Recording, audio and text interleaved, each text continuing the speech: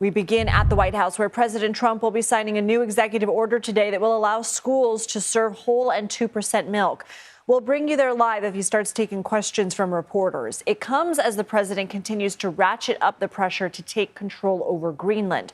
He reiterated his intention in a Truth Social post this morning that reads in part, quote, "The United States needs Greenland for the purpose of national security. It is vital for the golden dome that we are building. NATO should be leading the way for us to get it. If we don't, Russia or China will, and that is not going to happen." Vice President J.D. Vance and Secretary of State Marco Rubio hosted a high-stakes meeting with Greenland and Denmark's foreign ministers in Washington this afternoon to discuss the matter. Ahead of the meeting, Denmark said it was increasing its military presence in and around its semi-autonomous territory. And this matter is sparking concerns over the future of NATO. CBS News senior White House correspondent Weijia Jiang is following all of this for us. Weijia, what more do we know about today's meeting?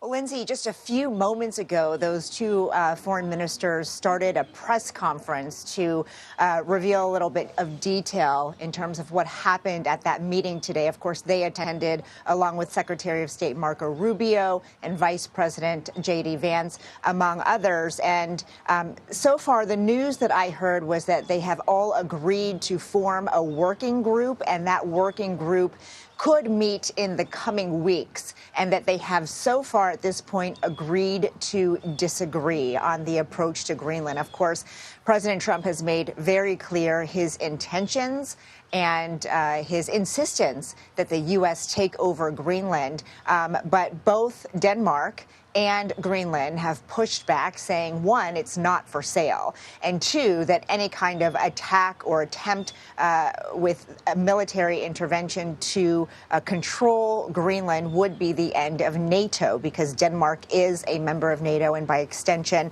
they say Greenland is as well. So that press conference is ongoing. They continue to address questions about, exactly what it is that the U.S. proposed today, if the vice president and Rubio had any direct messages from President Trump, if there was a price tag in the mix, because we have heard from Rubio before to lawmakers that the president wanted to purchase Greenland and not necessarily take it by force.